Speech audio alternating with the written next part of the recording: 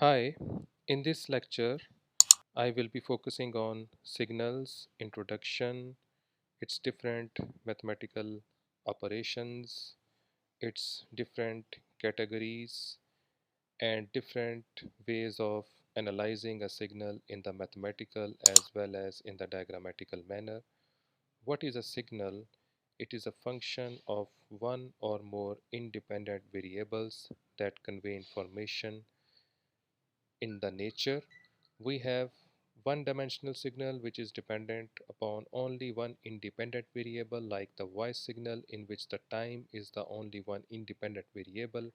Or we can have a multi-dimensional signal like an image signal and video signal, where we have two independent variables like x-axis and y-axis, and the function of a voice signal is represented by ft, where t is the only independent variable, and the function of the image and the video signal is fxy, where xy are the independent variables. So image signal is having two coordinates, one is in the x-axis and other in the y-axis. A system, what is a system? It is an entity that manipulates and changes a signal applied on the side of the input. A system can be any kind of device which is doing the filtration operation, modulation, demodulation, depending upon the wish and whim of the humans, and input signal in the form of energy or any form is applied at the side of the input, and we get the response on the side of the output. We have various representations of the signal by which we can represent it. Can be represented in a graphical manner, functional manner, tabular manner, and sequential manner. Graphically, a signal can be elaborated in this way, like we can see this is an elaboration of a continuous time signal, which is an analog signal, and this is an elaboration of a discrete signal. And we can represent the discrete signal by n xn, and continuous or analog signal by xt, and functional in the form of mathematical uh, representation manner. They can be represented in this way, where these are indicating the conditions and these are the responses, functions of the signal for discrete and continuous case. We can represent a signal in a tabular manner in the form of tables like this, where the function of the signal decides the value of the signal at various numbers of samples and various points of times for both the discrete and the continuous case.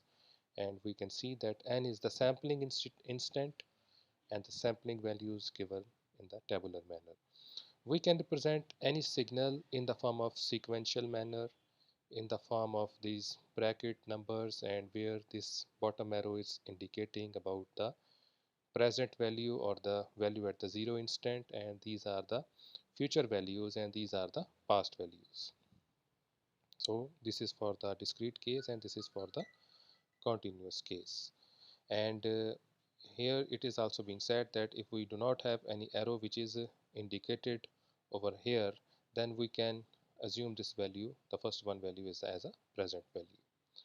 So we have different kinds of signal, and there are different signals, like we will be discussing only the fundamental types of signal, like the unit step function or the step function, synonymous to each other, both indicating the same thing. And this is a graphical demonstration of a unit step function, and which can be indicated mathematically in this way. These are the conditions, and this is for the continuous case, this is for the discrete case. And you can see from the condition that it has a zero value at any other value smaller than 0 sampling interval. Then we have an impulse signal which is represented by this entity and this mathematical model. These are the conditions for the continuous case as well as for the discrete case. We have a ramp signal which can be represented as a signal which is linearly increasing, and by a mathematical model over here, where we can see that when the time value of time increases, then the signal increases in a linear manner. These are the conditions. And for the continuous case, this diagram and this mathematical model, and these are for the discrete representations. Then we can see that in these fundamental kinds of signals we have some relationship with each other.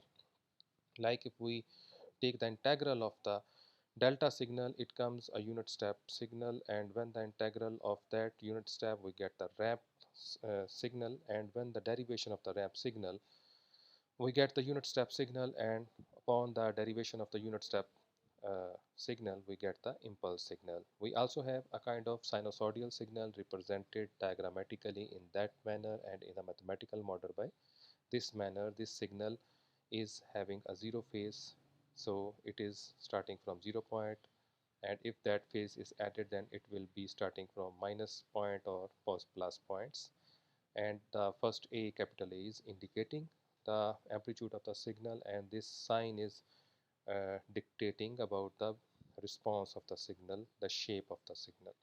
This is for the continuous case and this is for the discrete case. Then we have any exponential signal which can be represented by this mathematical model, and here A is the amplitude and EAT is indicating the shape of the signal. When A is 0 then it is a kind of unit step signal kind of environment, and when A is greater than 0 then it is exponentially increasing, and when A is smaller than 0 it is exponentially decreasing. And this is for the above was for the continuous case and this is for the discrete case, exponentially increasing as well as exponentially decreasing. Then we have a rectangular signal in which diagrammatically it can be represented by this, mathematically represented by this. This is the rect function, specifically indicating the rectangular function in the MATLAB programs, and we can see its behavior. Its behavior is like this. It has value of 1 at t in positive and negative direction of time when it is smaller than t by 2 time interval, and for the rest of the values it is giving a 0 value. So we can have put this value of the amplitude 4, and then we can also elaborate it in that manner for that kind of signal. So the above was for the continuous case and this was for the discrete case, and then we have a triangular signal diagrammatically demonstrated in that manner, mathematically elaborated in that manner, and then this is a kind of further simplification, further within the value. What is within the value of the triangular t signal? It is this 1 minus t mod in both the directions, in the positive direction as well, in the negative direction as well. When the time is smaller than t and when the time is greater than t, it is 0, and when it is smaller than t it is a kind of triangular response of the signal. And we can put the numerical values over here. We can see that it is this kind of signal, and then we have for the discrete case it is this kind of signal. Then we have any sync function which is mostly used in many applications of digital communication. Diagrammatically it is represented by this shape, mathematically it is represented by this, and we have 0 values on all the 1, 2, 3 or -1, -2, -3 values, and for the rest of the values the signal will be following this shape of the signal, which is like this in a sinusoidally decreasing uh, ripples over there. The above was for the continuous case and this was for the discrete case. And then we have different signal operations which can be performed on the amplitude as well or on the time as well. These are the two mostly used variables of any signal, and we can do for the amplitude addition as well and subtraction as well, and multiplication and division as well. So we will be looking at how we will be doing these kind of things, and we have firstly we will be looking at the addition of the amplitudes of the two signal. Like we have these two signals both having amplitude of 1 and 2, and these are having these kind of bandwidth points on the x-axis in the time values. Then we can see that adding these two signals is nothing but the addition of the corresponding amplitudes. We will be looking at like from -10 to -3 of the time scale value. What were the two signals? X1t was 0 at that aspect of time, but x2t was about was 2 at that aspect of time. So the amplitudes of this one was 0 and this one was 2 at that aspect of time. We would be adding those, and for the rest of the conditions we will be also doing the same thing, and we will be getting the signal which is a kind of this kind of signal. This is very simple. And similarly for the subtraction case, we will be also following this, that the subtraction of the corresponding amplitudes will be happening, and if we minus this from this, then it will be kind of this response. If we minus this from this, then it will be a response which will be different from this kind of response. So we will see that when we have x1 minus xt, this signal is from that signal, this signal is being subtracted. So we can see that from minus 10 to minus 3 of the value, this signal was 0, and this signal was 2. So it would be like 0 minus 2, and then for the rest of the readings, and then we can plot the signal for that, replicating this scenarios. Then we can see also the amplitude multiplication is nothing but the multiplication of the corresponding amplitudes. These are the two signals. Similarly, these are the multiplication results, and just like the conditions, we can see that for the time values, what were the amplitudes of the signal, and for those amplitudes, for they are being multiplicated, and the signal response is taken over here. So we can also perform some time calculations, time operations, and we can most frequently operations which are time operations which are performed are discussed over here, and we can do the time shifting in this manner.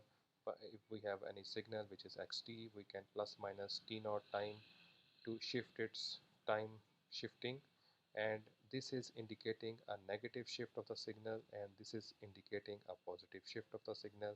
If we have this xt signal, then if we want to shift in the positive direction, then it is indicated by this.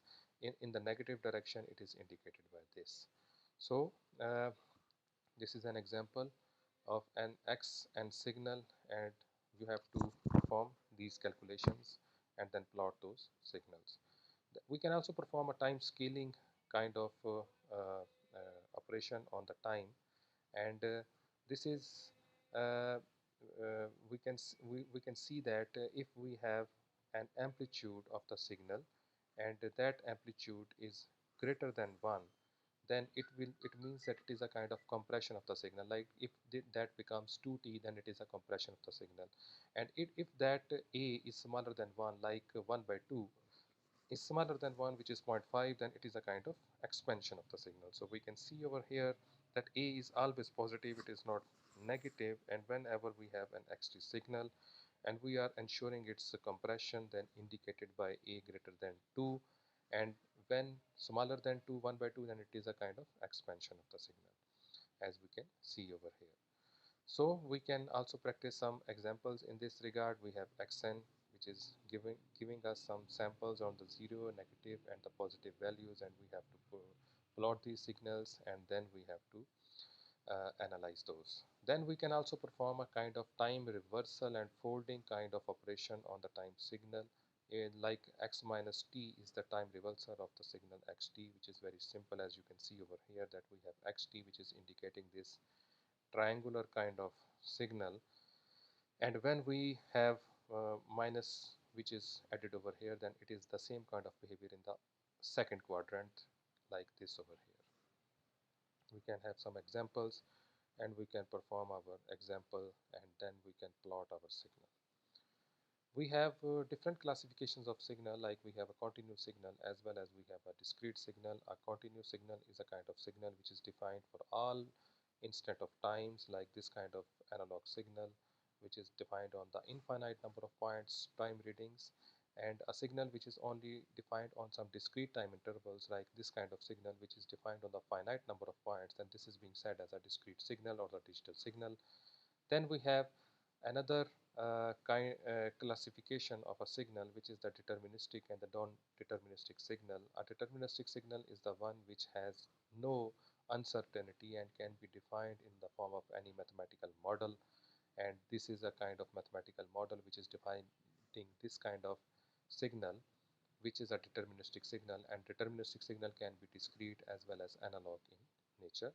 And a non-deterministic signal is a signal which is having uncertainty within it, and this signal can be having some noises, and it can be a kind of a random signal, and it cannot be represented by any kind of mathematical equation like this kind of signal, which is behaving in a very unpredictable manner and cannot be defined by some mathematical model. Then we have odd and even kind of signals. A signal, any signal is a combination of odd and even signal. We can see that a signal is said to be even when it satisfies this condition. When the time reversal happens, then the even signal is equal to the same value. And we can see that the cos t is a kind of even signal. Whenever we add x minus t, then it is cos minus theta is equal to cos theta, so it is equal to xt, and it is a kind of even signal. And we can see of like a rectangular function is a kind of even signal, which is having the same responses on the both sides. And the odd signal is a kind of signal which satisfies this condition, and a sine t is a kind of odd signal. When we add minus over here, then sine minus theta is equal to minus sine theta, which is equal to minus xt. So we can say over here that this kind of signal is a kind of odd signal, and it is whenever we do the application, it comes here or it comes here. So this is a kind of odd signal. Any signal can be represented as a summation of odd and even signals, and these are the values of the even signal, and the odd signal can be calculated by this. And we have to do the proof to justify the above equations. We can see that any signal is a combination of odd and even signals, so we but intentionally put negative in the n, then even becomes positive, while the negative comes outside. And then we can add and subtract the two equations to get these two equations, and then we can rearrange those equations by putting these quantities on the left hand side, and all other quantities coming on the right hand side. We can analyze the value of the even and odd signal calculation of from any signal value. We have some numericals in this regard from the book, and we will be doing those numericals. And then we have another classification of the signal, which is a periodic as well as aperiodic signal. A periodic signal is a kind of signal which repeats its characteristics or its shape after a time period t, and it can be represented or it can be satisfying the following two conditions for the continuous and the discrete case, where t is the time after which the signal repeats its pattern, and n is the number of samples after which the signal repeats its pattern. And these are the further definitions which are elaborating the t and f. And if we have any kind of this signal, then after t naught, that signal is repeating its shape, so it is a kind of periodic signal which is repeating its shape after t naught interval. So we have any kind of signal, and that signal, if it is xt and it is represented by these two frequencies, then we can see that if uh, uh, these time periods are rational, means that there is no point values coming 2 by 3, 1 by 3, then it is a rational number, then these are the kind of periodic signal, and this is the kind of periodicity. So this signal will be a periodic signal if their time periods from which signals it is made of is a kind of rational number in this way, then it is a kind of periodic signal, this one. And uh, we can also calculate the common time period of repetition of the signal, this signal, by taking the LCM of these two. Division of these two will be the condition of periodicity, and LCM of these two will be a kind of telling us about the common period after which the signal is repeating its pattern. We over here, we will be looking at these numericals. Another classification of signal are the real and imaginary signals. A signal is said to be a kind of real signal when its complex conjugate is equal to that signal. So we have any complex form signal which is represented by x plus j iota, and if we have no complex imaginary portion in that signal, then it will be equal to this one. So uh, a signal is said to be uh, uh, odd if it satisfies this condition, so it is right over here. uh, okay, so you can skip this definition. This is an example of telling us that 3 xt is equal to 3 is a real or it is an imaginary signal. We take the complex conjugate, so it has no j imaginary part or j part, then it is a kind of xt, so it is a real signal. While this signal has a complex conjugate, when we do the conjugate, it is minus 3j, which is equal to minus x into t, so it is an imaginary kind of signal, and it is not a kind of signal which is a real signal. And this is a complex signal, and whenever we do its complex conjugate, so it is a complex signal. So for real signal, the imaginary part is 0, and we have these conditions which are satisfied above. A signal can be classified in the form of an energy signal as well as a power signal. A signal, when it is a kind of energy signal, then it has finite amount of energy and zero power, and it is a kind of aperiodic signal. And we have the formula for the energy signal is this one, any signal, and we can calculate its energy by this kind of formula for the continuous case as well as for the discrete case. A signal is said to be a power signal when it has finite amount of power and infinite energy, and power signals are the periodic signals, and the calculation for the power of any signal can be done for the continuous time as well as for the discrete time cases. And we have a problem in which we have a unit step signal, and we have to prove that signal is an energy signal or a power signal. Because it is for the discrete case, we will be using the summation formula over here, putting the values and opening the summations, and then we have this entity, and when n infinity limit is put over here, then it is kind of infinite energy. And when we put that in the power formula, then it is kind of 1 by 2, so finite power and infinite energy, so it is a kind of power signal. Similarly, for the ramp signal, we can do this kind of calculation. Thank you very much.